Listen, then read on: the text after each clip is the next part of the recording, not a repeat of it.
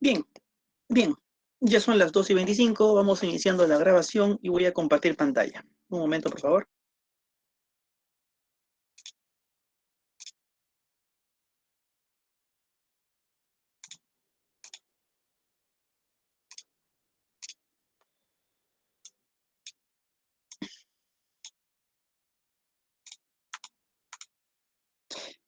Bien, jóvenes. Bien, entonces comencemos la sesión de hoy. Les voy a dar las claves del cuestionario de la semana anterior, de la semana 2. ¿Ok? A ver, la primera pregunta hace referencia a que se relacione correctamente entre las posiciones de Heráclito, Parménides y Demócrito. Heráclito sostenía que todo es unidad de contrarios. Recuerden, dialéctica. Parménides sostenía que solo es pensable el ser, ¿no? Pensamiento y ser son lo mismo, decía Parménides. Demócrito sostenía que el vacío permite el movimiento de los átomos. Por lo tanto, la clave es la E. 2. Marque la alternativa que no se corresponda con el ser de Parménides. La que no se corresponde es infinito. Recuerden que para Parménides el ser es finito. 3. Demócrito postula el vacío con el objetivo de explicar el movimiento de los átomos. Recuerden que para Demócrito la realidad es átomos y vacío. 4. La verdadera justicia que reina en este mundo es el equilibrio de los opuestos. Por ejemplo, si hay guerra, hay paz. Si hay dolor, hay alegría. Si hay soledad, hay amistad. Los contrarios rigen los cambios del universo. Esta frase es compatible con el pensamiento de Heráclito, ¿no? Cambio, devenir, fluir, dialéctica, lucha de contrarios, opuestos. 5. La materia no está muerta, vive, vibra, está animada. Así, dos metales poseen vida al moverse en atracción mutua. Todo vibra en movimiento, pues todo está lleno de vida, de vitalismo, ¿no? Este argumento es compatible con la tesis de Tales, ¿no? Denominada hilozoísmo. Recuerden, hilozoísmo, ile, zoe, ile, materia, zoe, vida. La materia tiene vida, ¿no? 6. Pero se mueve el sol, la luna y la tierra, sostuvo René, a lo cual Manuel replicó. Tus sentidos suelen presentarte apariencias. En realidad, si usas correctamente tu razón y la lógica, deducirás que el movimiento no es real, no existe. La opinión de Manuel coincide con la de Parménides, ¿no? El filósofo de la inmutabilidad, ¿no? Parménides. 7. Los filósofos presocráticos se interrogaron por el origen primigenio que gobierna al cosmos y a la naturaleza. ¿Okay? Recuerden que los filósofos cosmólogos o presocráticos se preguntaban por el arjé, el principio de todo. 8. En un debate, Morgana defendió que el universo se compone en última instancia de átomos. Empero, Mariela le replica, el universo no se compone en un principio de átomos ni de ninguna forma material. Lo primordial es anterior a toda forma, y por ello, el universo primordial es anterior a cualquier determinación o límite. La opinión de Mariela coincide con el presocrático Anaximandro. Como ustedes deben recordar, Anaximandro sostuvo que el principio es lo apeirón, es decir, lo indeterminado. 9. Los pluralistas trataron de armonizar las teorías de Parménides y de Heráclito con el objetivo de defender principios inmutables que al combinarse entre sí producen los cambios que se observan en la naturaleza. Recuerden que Parménides y Heráclitos generaron este problema en torno al cambio que los pluralistas tratarán de solucionar. Y finalmente, 10. Parménides señala que el movimiento de la fisis, de la naturaleza, solo es aparente. ya que la realidad es inmutable, increada e imperecedera. Este argumento parmenidio se resume con la siguiente tesis: el ser es y es imposible que no sea. Bien, jóvenes, entonces espero que esté claro. Si tienen alguna pregunta al respecto, pueden formularla sin ningún problema. Si no, pasamos ya a la semana 3, al tema de la semana 3. ¿Todo claro? ¿Todo bien?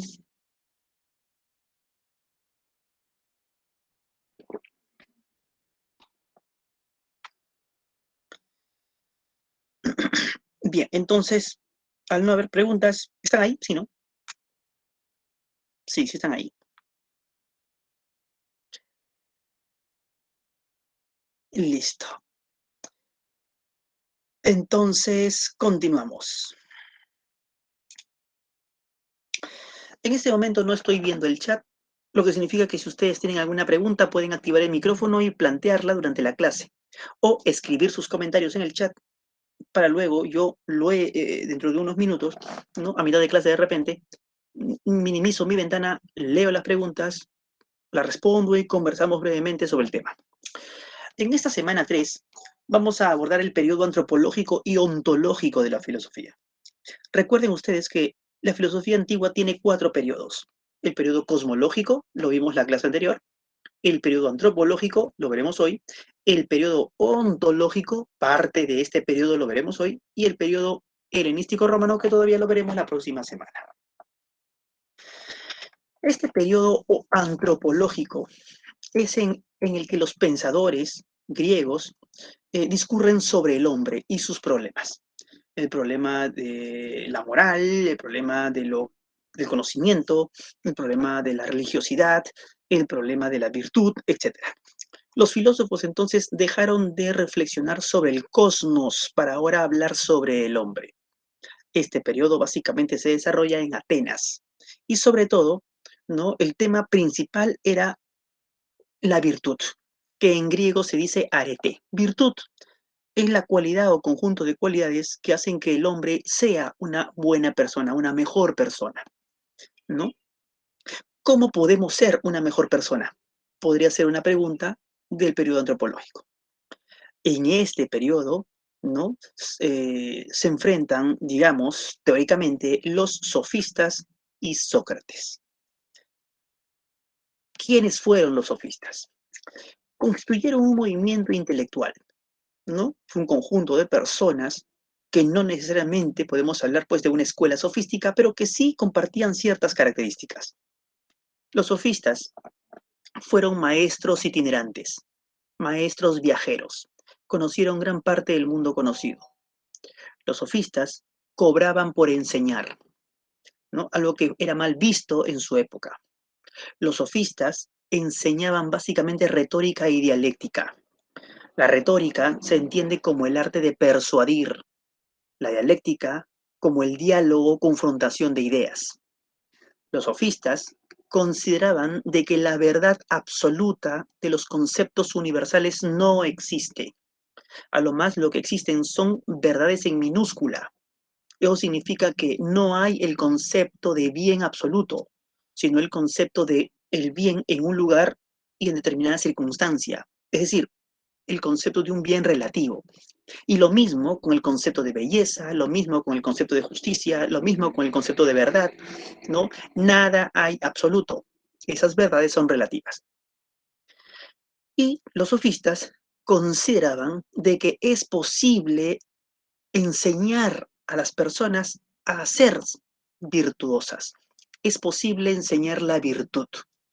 Por supuesto que para que los sofistas te enseñen a ser una persona virtuosa, tú tenías que pagarle. Yo les acabo de indicar hace un momento de que el hecho de cobrar por enseñar no era bien visto en la antigua Grecia. Los griegos consideraban de que la sabiduría lo poseen los dioses. Y cuando una persona mostraba signos de tener alguna sabiduría, significaba que los dioses habían tocado a esa persona. Algo de divino tenía esa persona entonces por poseer ese conocimiento. Los sofistas tuvieron un conocimiento enciclopédico. tenían conocimiento de muchas materias. Justamente por eso les llamaban sofistas, por la palabra griega sophos, que significa sabio, el que sabe. Los sofistas habían viajado mucho y se dieron cuenta que en otras culturas no existía la idea de que la sabiduría lo poseen los dioses, ¿no? Si una persona tenía sabiduría, era porque se había esforzado, había estudiado, había investigado, había viajado, ¿no? El que tenga sabiduría era la consecuencia de su esfuerzo intelectual y no porque los dioses decidieron darle sabiduría simplemente.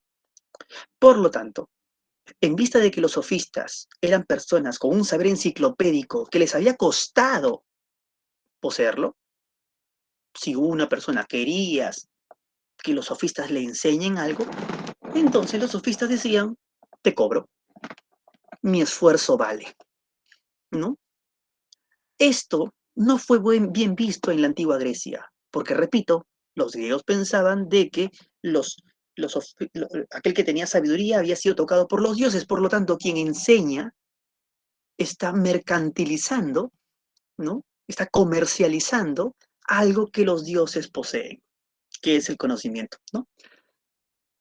Los sofistas ya no se la creían, no seguían ese cuento, ¿no? El hecho de viajar mucho les permitió que su mente se abra a otras culturas, a otras idiosincrasias, cosa que es difícil con aquellas personas que no suelen viajar mucho, ¿no? Y por eso es que fueron atacados por otros intelectuales griegos, entre ellos Sócrates.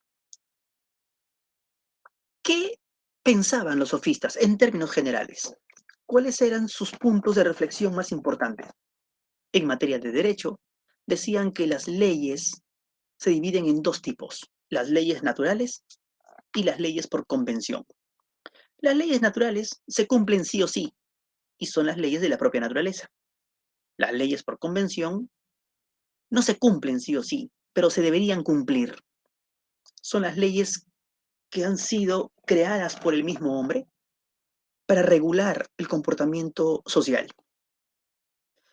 Lo que pasa es que antiguamente se pensaba que incluso las leyes de los hombres habían sido dictaminadas por los dioses y por lo tanto también tenían que cumplirse sí o sí. Los sofistas van a enseñar de que en realidad esas leyes de los hombres son leyes creadas por los propios hombres. Repito, por convención. En materia de derecho, los sofistas sostenían que los valores morales no son absolutos, sino son relativos. También son convenciones sociales o culturales. Por eso es que varía de cultura en cultura.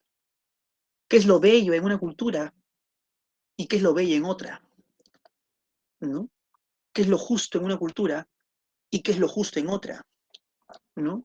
¿Qué es el bien en una cultura y qué es el bien en otra? ¿No? Entonces, no hay bien y mal absoluto, sino en relación al pueblo, a la cultura, a la circunstancia. En materia de religión, los sofistas empezaron a descreerse de los dioses. Los dioses parecen ser que también es el producto de una convención.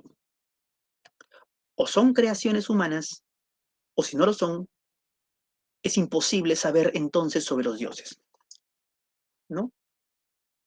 Si son creaciones humanas, entonces podemos decir algo sobre los dioses en tanto creación humana, pero si no son creación humana, entonces nada podremos decir sobre los dioses, ya que excedería a los límites del conocimiento humano. Y en relación a la teoría del conocimiento, decían que no hay verdad absoluta.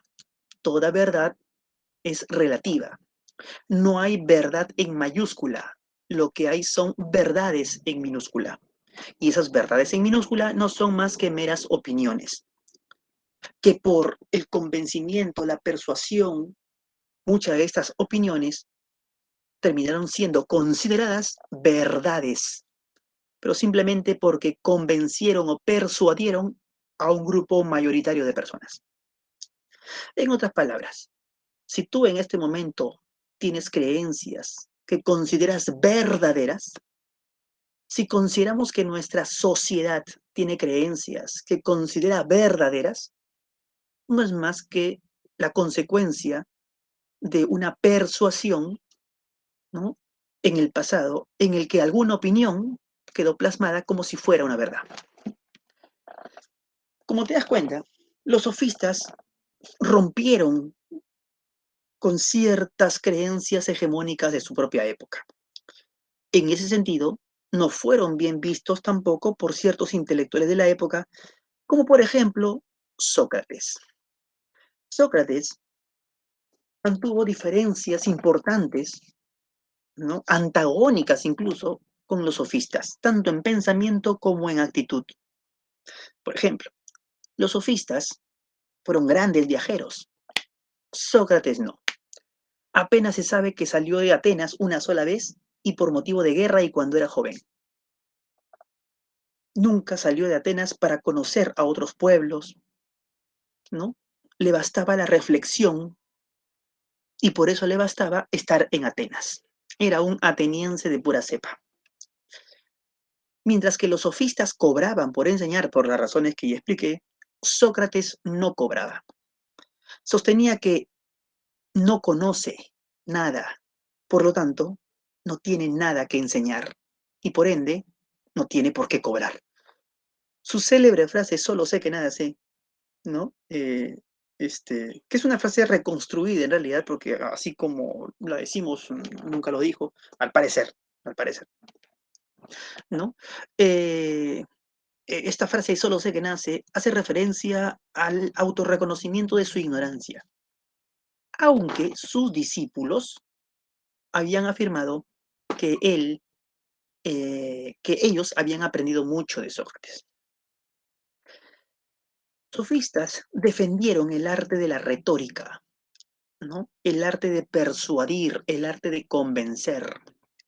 Sócrates la rechazó. ¿Por qué los sofistas defendieron el arte de la retórica? Porque los sofistas consideraban de que, como les dije hace un momento, de que la verdad absoluta no existe. Y si no existe, entonces lo que hay son opiniones.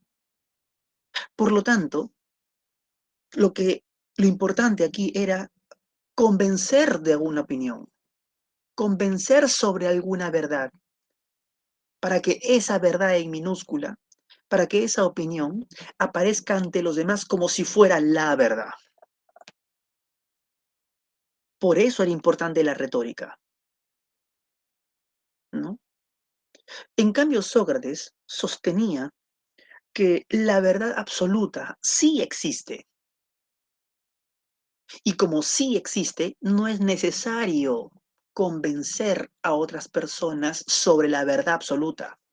Digámoslo de este modo, la verdad absoluta se defiende por sí sola, ¿no? La verdad no necesita de ciertos mecanismos, ¿no?, eh, persuasivos para que aparezca como verdad, ¿no? Porque la verdad simplemente ya es. Por eso es que Sócrates rechaza la retórica como un mal arte, como un arte engañoso, y tilda a los sofistas de ser falsos filósofos. A partir de Sócrates, paulatinamente, entonces la palabra sofista pasará a significar falso filósofo, embaucador del conocimiento. La palabra sofista, a partir de la crítica feroz que Sócrates hace, empezará a significar, ¿no?, engañador, timador intelectual. De sabio que significaba, pasaba a ser, ¿no?, timador, ¿no?, la palabra sofista. Y esa influencia ha llegado incluso hasta nuestros días, porque, por ejemplo, la palabra sofisma, búsquenlo en el diccionario, ¿no?, significa algo así como falsa argumentación, ¿no? Cuando su origen etimológico es el de sabio. Sócrates, Platón, Aristóteles van a ser los filósofos que van a atacar a los sofistas. Y como estos tres son, digamos, la triada divina de Occidente, entonces prácticamente los sofistas quedaron como eso, como timadores. Pero aquí estamos para reivindicar a los sofistas, sosteniendo que mucho de lo que dijeron, hoy nosotros asumimos. Hoy, ahora. Porque parecer porque al parecer tenían una importante razón. Sócrates, pues, consideraba que la verdad existe. Y la gran pregunta ahora es, ¿y cómo hallamos la verdad? ¿Dónde está la verdad? Para Sócrates, la verdad existe en el alma de todos los hombres. Por lo tanto, conocer la verdad significa que tenemos que hacer un autoexamen. Conócete a ti mismo, rezaba un, un, un adagio en, en las puertas del oráculo de Delfos. Conócete a ti mismo, repite Sócrates. Se le atribuye esta frase a Sócrates, pero no, se sabe que esta frase es mucho más antigua. Sin embargo, coincide con el pensamiento socrático. ¿Cómo hallamos la verdad? Es necesario un método. El método que desarrolla Sócrates es el método del diálogo, en el que Sócrates y su interlocutor entablan un diálogo con el fin de escudriñar poco a poco, paulatinamente, ¿no?, los conceptos que el interlocutor conoce o cree conocer, para afinar el concepto y lograr establecer la verdad sobre lo que se busca. Por ejemplo, si se busca qué es la belleza, o si se busca qué es el bien, o si se quiere saber qué es la justicia, ¿no?, o la valentía, ¿no?, o la propia verdad, qué es la verdad, ¿no? Lo que se tiene que hacer es escudriñar, excavar en el alma de aquel que cree saber lo que son esas verdades, esos conceptos. Para que se entienda mejor, un ejemplo. Ustedes son jóvenes. Ustedes son jóvenes, ¿se han enamorado o se enamorarán? Si ya se han enamorado, entonces podrás tú reconocer rápidamente lo que es el amor de enamoramiento me refiero, ¿no? Ese sentimiento bonito, veleidoso, sublime, hermoso, que a veces nos inquieta, que a veces nos tranquiliza, cuando estamos frente a ella o a él, a quien dirigimos nuestro sentimiento. Amamos a nuestros padres, amamos a nuestros amigos, los queremos mucho, pero ese amor de enamoramiento es un tanto distinto. Si te has enamorado, entonces sabes a qué me refiero. Reconocerás que eso es el amor, entonces. Entonces Sócrates dirá, ajá, así como ya sabes lo que es el amor, entonces dime lo que es el amor, te preguntará Sócrates. Por favor, dímelo, conversemos. Diálogo, pues, ¿no? Conversemos. Dime, por favor, ¿qué es el amor? Y de repente tú le dirás, bueno, Sócrates, el amor es sentir maripositas en el estómago cuando uno está cerca a él o a ella. Entonces Sócrates te dirá, bueno, es una metáfora interesante, ¿no? Lo que tú sientes, ¿no? Está muy bien, pero yo no sé si los demás sientan lo mismo y sin embargo podrían estar también enamorados, ¿no? Por favor, dame un concepto un poco más general, ¿no? Que no se circunscriba a tu sola experiencia, sino trata de no expandirla, ¿no? De tal manera que hablemos del amor, de tal manera que no hablemos de tu amor solamente, sino del amor, ¿no? Porque lo que tú sientes también lo sienten otros, y algo en común debe haber. Quisiera entonces saber eso en común, porque eso es la definición, ¿no? Trata de no darme ejemplos, trata de no usar metáforas, ¿no? Entonces tú de repente vas a dar otra definición de amor, ¿no? Y Sócrates va a encontrar nuevamente algo que corregirte, ¿no? Y luego tú volverás a dar una definición de amor y así el diálogo continúa y tú vas a ir afinando poquito a poquito esa definición. Como te das cuenta, Sócrates no va a responder, el que responde eres tú. El que responde es el que dice saber lo que respecto de lo que están buscando, ¿no? El enamorado responderá sobre el amor, el juez responderá sobre la justicia, el artista responderá sobre la belleza y así, ¿no? Y en ese interín uno se va a dar cuenta, ¿no?, de que no puede definir lo que creía saber. El enamorado no puede definir lo que es el amor, el artista no puede definir lo que es la belleza y el juez no puede definir lo que es la justicia. Y sin embargo, el juez imparte justicia todos los días. El artista hace belleza todos los días, ¿no? Entonces, ahí es cuando se ha llegado a este momento que se conoce como la ironía, parte del método socrático, en donde el interlocutor se da cuenta que no puede definir lo que creía poder definir.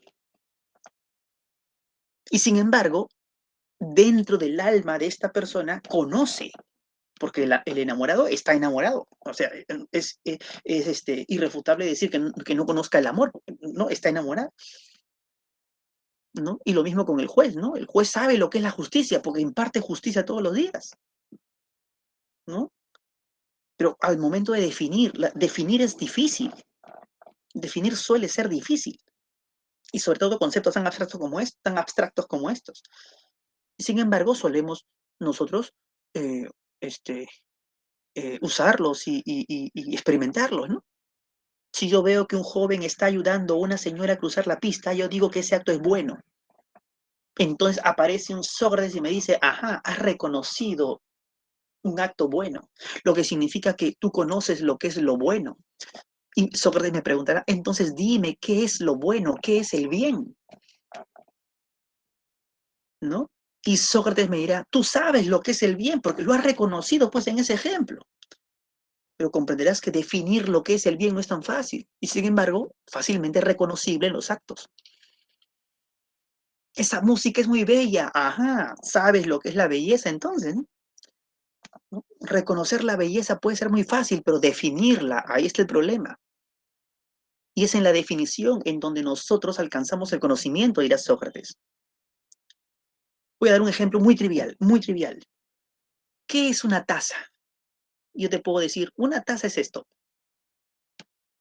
Sócrates me dirá, no, pues no me has respondido. No me muestres la taza, me dirá Sócrates. Defínela, defínela. No me muestres la taza.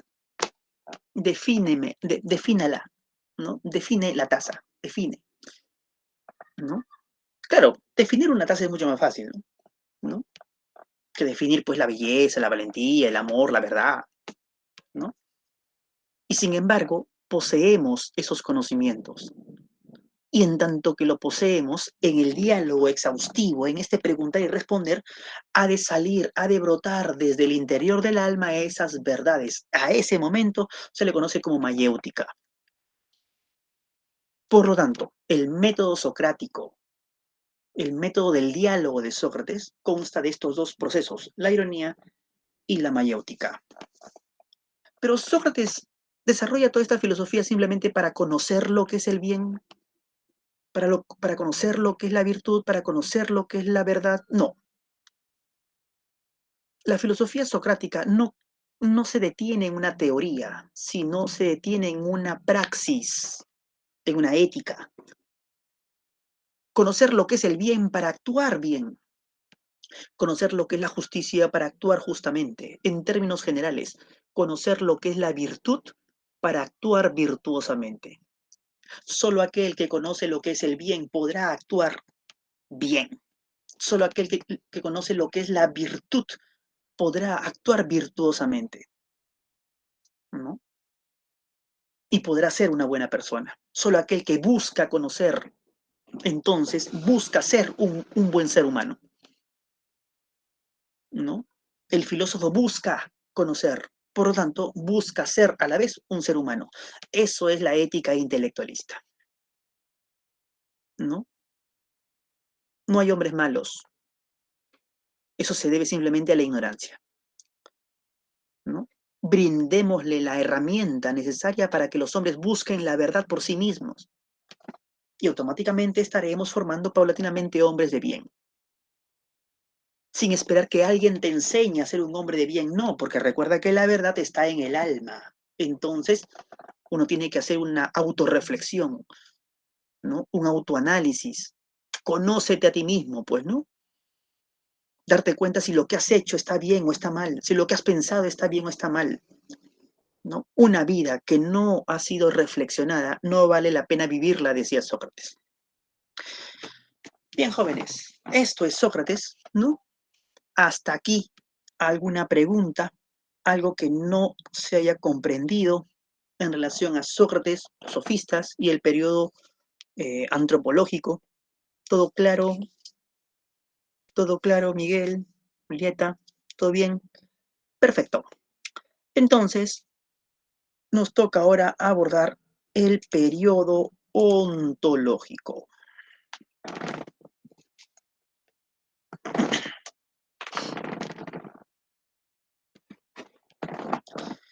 Voy a tomar mi cafecito un momento. Listo, periodo ontológico. El tercer periodo de la filosofía antigua que también se desarrolla en Atenas sobre todo. Ontología, estudio del ser. Y es que este periodo va a desarrollar sistemas filosóficos basados en el ser, que para Platón lo llamará ideas y para Aristóteles le llamará sustancia. Parménides, habíamos dicho en la clase anterior, es el padre de la ontología. Él inició, ¿no?, una reflexión ontológica. Pero ontologías a lo largo de la filosofía ha habido muchas. Hoy veremos la ontología de Platón. ¿Ok? Y la clase que viene veremos la ontología de Aristóteles. Tanto Platón y Aristóteles fueron filósofos importantísimos en la historia de la filosofía, pues fueron también, entre otras cosas, los que desarrollaron los primeros grandes sistemas filosóficos, las grandes explicaciones sobre el mundo, sobre la naturaleza. Por eso es que a este periodo se le llama periodo sistemático o periodo de los grandes sistemas. Platón perteneció a una familia aristocrática, nació en Atenas, fue discípulo de Sócrates y tras la muerte de su maestro funda la Academia, una escuela filosófico-matemática, ¿no? Que influenció notablemente por siglos. Sus obras, la gran mayoría de sus obras, nos ha llegado, ¿no? Han podido recuperarse y están escritos a manera de diálogo, reivindicando así el método de su maestro Sócrates. Mientras Sócrates decía, la verdad existe, pero yo no sé cuál es y por eso estoy que pregunto, Platón dirá, yo sí conozco la verdad, ¿no? Yo sí he hallado la verdad. Y esa verdad son las ideas. No las ideas de la mente, ¿no? Ideas objetivas, esencias, el verdadero ser de las cosas. Para entender un poco mejor esta metafísica platónica, vayamos por partes. Para Platón existen dos mundos, un mundo sensible y un mundo inteligible. El mundo sensible es este mundo que tocamos y que vemos. Es este mundo de las cosas materiales. Es este mundo de las cosas particulares. Es este mundo de las cosas mutables, que cambian, que se mueven. Es este mundo de las cosas temporales, porque este libro hoy existe, antes no existía y mañana dejará de existir. Es este mundo de las cosas imperfectas, ¿no? Es este mundo de las cosas sensitivas. Bien, entonces, ¿cómo puede decir Platón de que existe otro mundo? ¿De dónde saca esa idea? De lo siguiente. Si ustedes, imagínense, ¿no? Van a un parque por primera vez y ven un árbol por primera vez y reconocen a ese árbol como un árbol. Una pregunta podría ser una pregunta boba, pero vale. Platón te preguntaría, ¿cómo sabes que eso es un árbol si es la primera vez que lo estás viendo? Puesto que estás yendo a ese parque por primera vez. ¿Cómo sabes que ese objeto es un árbol si es la primera vez que estás viendo ese objeto? La pregunta parece tonta, pero en realidad no es nada tonta. Van a ver cuáles son las consecuencias de la respuesta, ¿no? Y todo lo que viene después. Lo que podríamos responder, ¿no?, es que Si yo sé que eso es un árbol, a pesar de haberlo visto por primera vez, porque tengo la noción de lo que es un árbol, ¿no? Tenemos la noción de lo que es un árbol. Entonces, cuando voy a un parque por primera vez y veo ese objeto, lo reconozco como árbol porque ese objeto, digamos que calza con la noción de árbol que yo tengo. La noción de árbol que yo tengo es necesario que tenga muchas ramas, pocas ramas, que tenga hojas o que no tenga ninguna hoja, que tenga frutos o no tenga frutos, que tenga flores o que no tenga flores, que sea un árbol grande o un árbol más pequeño, ¿no? Todas esas particularidades pertenecen al árbol que yo puedo ver de manera particular, valga la redundancia, ¿no? Pero la noción de árbol que yo tengo es una noción mucho más general. Si yo veo un árbol que no tiene ninguna hoja, le llamo árbol también, pues, porque calza con la noción de árbol que yo poseo y que poseemos todos. Si yo veo un árbol que es muy grande o un árbol que es muy pequeño, como un bonsái, también calza con la noción de árbol que yo poseo. Si yo veo un árbol que tiene un tronco delgado o un tronco muy grueso, también calza con la noción de árbol que poseemos. Nuestra noción de árbol, nuestra idea de árbol, es una idea universal, porque con esa idea de árbol podemos nosotros entender a todos los árboles del mundo que existen, que existieron y que existirán, que veo y que no veo, que veré y, y a los que jamás veré. Todos calzan con esa noción de árbol que yo poseo y que poseemos, ¿no? Y si yo desaparezco, si yo muero, ese árbol que está en el parque seguirá participando de esa noción de árbol. Por lo tanto, si yo desaparezco, la noción de árbol sigue existiendo, porque ese árbol que está en el parque seguirá participando de esa noción, de esa idea. Por lo tanto, esa noción de árbol, esa idea de árbol, no es una idea mental. Mi razón recoge esa idea de árbol, pero no pertenece a mi mente, porque debes comprender que si yo muero, entonces la idea de árbol que yo tengo también desaparece, pues, ¿no? ¿No? Pero las ideas, dice Platón, no desaparecen. Las ideas se mantienen al margen del sujeto. Por eso es que las ideas son objetivas. Así como ese árbol que está en el parque seguirá existiendo, ¿no? Si es que yo muero, igual la noción de árbol también seguirá existiendo si es que yo muero. A ese árbol yo lo capto con los sentidos, al árbol del parque. A la idea árbol lo capto con la razón, con la inteligencia. La idea árbol no es una idea sensible porque yo no puedo usar los sentidos para captarla. A esa idea árbol yo no la puedo ver, no la puedo tocar, no la puedo leer, pero sí la puedo pensar. Esa idea árbol es el árbol perfecto, perfecto porque me permite entender a todos los árboles imperfectos, porque solamente de lo perfecto puedo entender lo imperfecto. Claro, ¿no? Platón piensa, es un absurdo pensar que de lo imperfecto yo puedo pensar lo perfecto. No, es al revés. De lo perfecto puedo pensar lo imperfecto, ¿no? Ese árbol es eterno. No ha tenido, la idea árbol, la idea, no ha tenido ni creación ni final. Porque para los griegos, la idea de creación a partir de la nada no existía. Esa idea de la creación a partir de la nada es una idea judeocristiana. Platón no conoció el judeocristianismo, él es antes. Platón es muy parmenidio, de la nada nada sale. Y eso lo explicamos en la clase anterior. Entonces, esa idea tiene que ser eterna. Y yo, con mi razón, la capto tan solo, la comprendo tan solo, para entender a todos los árboles del mundo, que veo, que percibo, y hasta los que no veo.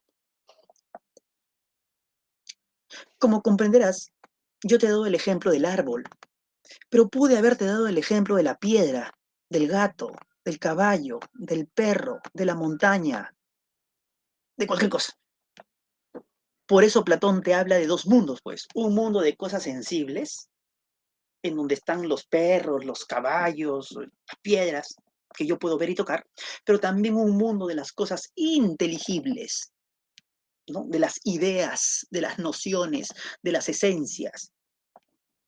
La esencia de caballo, la esencia de perro, la esencia de piedra, etc. Dos mundos. Porque comprenderás que si no existiese ese otro mundo, entonces no podríamos entender este mundo. ¿Cómo yo te puedo decir que ese objeto que está en el parque es un árbol si no hubiera la idea de árbol? No podría. Entonces Platón por eso dice, tiene que haber necesariamente dos mundos. Una de las grandes preguntas aquí es, ¿y cuál de los dos mundos es el mundo real? Es el mundo verdadero. Platón responde, el mundo verdadero es el mundo de las ideas. No es este mundo. Te voy a dar un ejemplo. Si hoy te digo que me llamo Javier, mañana te digo que me llamo David, pasado mañana te digo que me llamo Alberto, mi madre me llama Roberto, mi padre me llama Juan, en mi DNI dice Simón, ¿no? Y así, te darás cuenta que mis nombres están cambiando y lo que cambia pues no puede no puede mostrarse como verdadero. Lo que cambia no puede mostrarse como verdadero. Este mundo que percibimos, este mundo material, cambia constantemente. Entonces, concluye Platón, este mundo no puede ser verdadero, pues. Y lo que conozcamos de este mundo va a cambiar.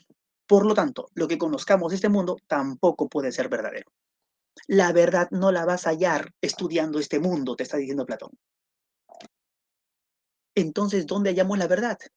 En el mundo de las ideas. Porque ese mundo no cambia. Si yo te digo que me llamo Danilo, mañana te digo que me llamo Danilo, pasado mañana te digo que me llamo Danilo, en mi DNI dice Danilo, mi madre me llama Danilo, en mi partida de nacimiento dice Danilo, no, ese nombre no cambia, pues así me llamo, pues eso es la verdad. Porque el mundo de las ideas no puede cambiar, es inmutable. ¿Se acuerdan de Parménides? Platón es parmenidio, pues ese mundo de las ideas es inmutable, ese mundo no cambia. Imagínate, tan solo imagínate, si de pronto la idea árbol cambiase. Entonces, si yo voy al parque y veo a ese objeto, ya no podré decir que ese objeto es un árbol. Porque si la idea árbol cambia, entonces ya no puedo relacionar esa idea con ese objeto. Entonces ya no puedo decir que ese objeto es un árbol. Las ideas no cambian, no pueden cambiar, ¿no? Y habiendo comprendido de que lo que no cambia es lo verdadero, entonces, si el mundo de las ideas no cambia, entonces el mundo de las ideas es el mundo verdadero. ¿Y este mundo qué es? Un mundo aparente. Este mundo material, este mundo material es un mundo aparente. Aparenta verdad. Esto parece ser un libro verdadero, pero solamente aparenta ser verdadero. Porque el verdadero libro es la idea libro, la esencia libro, el arquetipo libro, el modelo libro. ¿No? Dos mundos. Esto es la metafísica platónica. Metafísica significa más allá de lo físico. Lo físico es este mundo sensible, este mundo material. Lo metafísico es este mundo inteligible. Esto es, entonces, la ontología de Platón. A partir de haber comprendido esta ontología platónica, entonces todo lo que viene ya simplemente se deduce. El hombre también es un ser dual, formado por alma y por cuerpo. El cuerpo es material, por lo tanto, pertenece al mundo material. Se degrada, cambia, no es lo verdadero, ¿no? Lo verdadero es el alma, y el alma pertenece al mundo de las ideas. Es eterna, perfecta, ¿no? El alma pertenece al mundo de las ideas. En este momento, nuestra alma y nuestro cuerpo están unidas. Es más, Nuestra alma está encerrada en un cuerpo. Nuestra alma quiere salir, dice Platón, porque nuestra alma es libre y eterna, mientras que está atrapada en un cuerpo que es imperfecto, ¿no? El alma, antes de que se una al cuerpo, el alma estaba en el mundo de las ideas, dice Platón, porque recuerda que el alma es eterna, ya que pertenece al mundo de las ideas y las ideas son eternas. Y si estaba en el mundo de las ideas y las ideas son lo verdadero de todo, significa que el alma estaba con todo lo verdadero. Por lo tanto, el alma lo conocía verdaderamente todo, todo. Pero cuando el alma se unió al cuerpo, se imperfeccionó, ¿no? Es algo así, ¿no? Algo limpio se une con algo sucio. ¿Qué sucede? Lo limpio se ensucia. Lo mismo, el alma y el cuerpo. El alma, lo perfecto, se une a lo imperfecto. ¿Qué sucede? Es el alma la que se imperfecciona. Y al imperfeccionarse, valga el verbo, el término, al imperfeccionarse, el alma se olvida mucho de lo que conocía. Por lo tanto, cuando estamos en este mundo y vamos creciendo y vamos mirando lo que hay, vamos conociendo, entre comillas, porque en el fondo no estamos conociendo, en el fondo estamos recordando. Así, cuando tú fuiste a ese parque por primera vez y viste ese árbol por primera vez, tú recordaste, tu alma, ¿no? Recordó la idea árbol y lo recordó por ver ese árbol que está ahí, porque ese árbol que está ahí se parecía mucho al árbol verdadero que tú ya conocías en el mundo de las ideas. Y así con todo lo demás. Por lo tanto, conocer es recordar. Eso se conoce como reminiscencia. No se conoce nada nuevo, siempre se recuerda. El alma ya poseía todos esos conocimientos. Como te das cuenta, el pensamiento platónico se parece mucho al de Sócrates, solamente que esto ya es más estilizado, ¿no?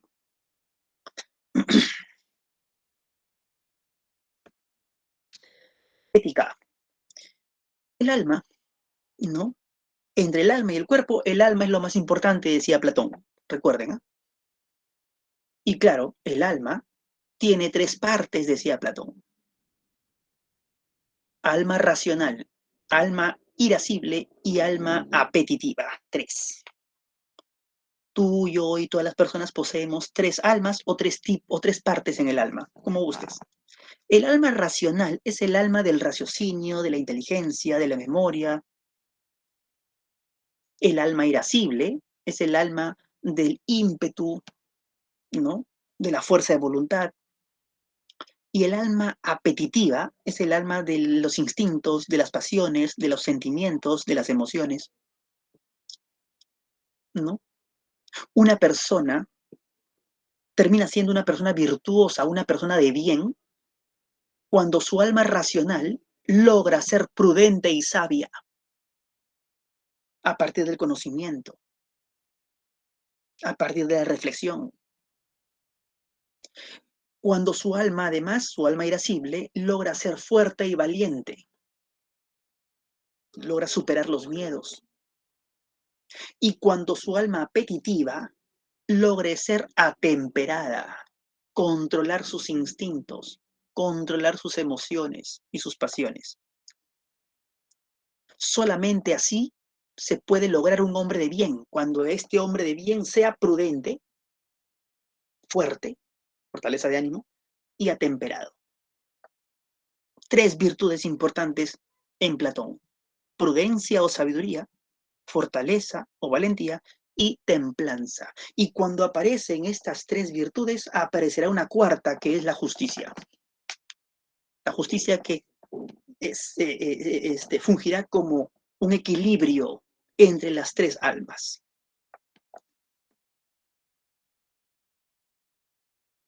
¿no? Eh, Imagínate lo siguiente, ¿no? Imagínate que mañana tienes un examen muy importante, ¿no? Entonces tú desde ahorita, vamos a suponer, ¿no? Estás pensando en la tarde, ni bien termino mis clases, en lo poco que me queda ¿no? de tiempo, ¿no? A una hora determinada estudio tal curso, a otra hora determinada estudiaré tal curso y a otra hora determinada estudiaré tal curso, ¿no? Entonces planificas, ¿no? El tiempo que te queda para estudiar para el examen de mañana. Ya, eso es la acción del alma racional. Está pensando, ¿no? Está planificando tu alma racional. Pero comprenderás que una cosa es pensar lo que vas a hacer y otra cosa es hacerla, ¿no? Para hacer lo que has pensado que vas a hacer, necesitas tener fortaleza de ánimo. Necesitas que tu alma irascible, la segunda alma, sea fuerte, ¿no? Y claro, porque hay una tercera alma, tu alma apetitiva. Tu alma apetitiva lo que va a querer, diría Platón, es tirarse en la cama, dormir, ver televisión, descansar. Eso quisiera tu alma apetitiva. Pero tú tienes que atemperarla, controlarla. Y la única manera de controlar tu alma apetitiva es que tengas un alma irascible fuerte, para que cumplas lo que has planificado con tu alma racional. Si logras eso, entonces Platón te dirá, estás actuando bien, éticamente bien. Estarás logrando una vida equilibrada, justa. Sí, es el término que usaría Platón, ¿no? Porque si no, tú te dejarías llevar por tu alma apetitiva y terminando tus clases, no estudias, te vas a dormir a tu cama, te dejas llevar por el alma apetitiva, ¿no? Todo lo que planificaste no lo realizas y al final das un mal examen. Lo que significa que Platón diría, no fuiste fuerte, no fuiste sabio, te diría Platón. Te dejaste llevar por el alma apetitiva, por el alma de las pasiones, de los sentimientos, de las emociones. Y eso no te lo puedes permitir, te diría Platón, si quieres ser una persona virtuosa. Esta tripartición, Platón lo extrapola al Estado. El Estado también tiene tres partes. Los gobernantes, que son los que controlan, los que planifican, los que gobiernan, valga la redundancia, son los representantes del alma racional del Estado y tienen que lograr ser prudentes y sabios. Luego tenemos a los guardianes, soldados, si gustas, policías, hoy diríamos también, ¿no? Los que resguardan la ciudad, los que cuidan la ciudad y el Estado. Estos tienen que lograr ser valientes y fuertes. Y finalmente tenemos al pueblo llano. En la época de Platón, artesanos, productores, pescadores, agricultores, ¿no? Estos es la masa, es gran cantidad de gente y en ese sentido son fuertes, pero tienen que ser atemperados, controlados. Igualmente, los gobernantes tienen que ser prudentes y sabios, los guardianes tienen que ser valientes y fuertes, y el pueblo llano tiene que ser atemperado. Y cuando aparecen estas tres virtudes, prudencia, fortaleza y templanza, aparecerá nuevamente la justicia, el estado ideal, el estado perfecto, que será gobernado por el filósofo o los filósofos, ya que estos se habrán dado cuenta, dice Platón, ¿no? De que el meollo de todo esto se encuentra en el mundo de las ideas. Bien, jóvenes, esto es Platón, ¿no? Se han dado cuenta, pues, que es un sistema, ¿no? Desde la ontología, pasa a la ética, a la antropología, pasa por el conocimiento, pasa por la política, es todo un sistema, pues, ¿no? Todo un sistema. Bien, bien. Hasta aquí, ¿alguna pregunta? ¿Algo que no haya sido claro? ¿Todo bien? José, profesor de no sabía diferenciar entre identificar y conocer. Tendríamos que definirme qué significa identificar para poder entenderte, ¿no? Si te refieres con identificar a definir, entonces Sócrates seguiría, bueno, conocer es justamente definir, vendría a ser lo mismo, ¿no? Así es, así es, así es. Identificar. Identifi Voy a interpretarte. Si por identificar te refieres a reconocer lo que es esto, pero no lo puedes definir, vamos a suponer, ¿no? Entonces, Sócrates te diría, bueno, ahí habría una diferencia, sí, ¿no? Una cosa es identificar algo, pero nada más, pues, ¿no? La cosa es definirlo, ¿no? Darle un concepto, ¿no? Entonces, ahí está la diferencia, ¿no? ¿No? Perdón, Sócrates más hablaba de definir, más que de identificar, ¿no? Definir, ¿no? Eso significa conocer, definir. Así es, más que identificar, ¿no? Bien, jóvenes, ya son 3:20. Su profesor va a entrar en un momento. Aquí terminamos y concluimos. Las claves de esta semana se las doy la próxima semana. ¿Ok? Cualquier pregunta que tengan, me lo pueden plantear la próxima semana sin ningún problema. Suerte entonces, cuídense todos ustedes. Dejo de presentar y dejo de grabar. Nos vemos, profesor. Hasta luego. Chao, chao. Cuídense, cuídense. Nos vemos.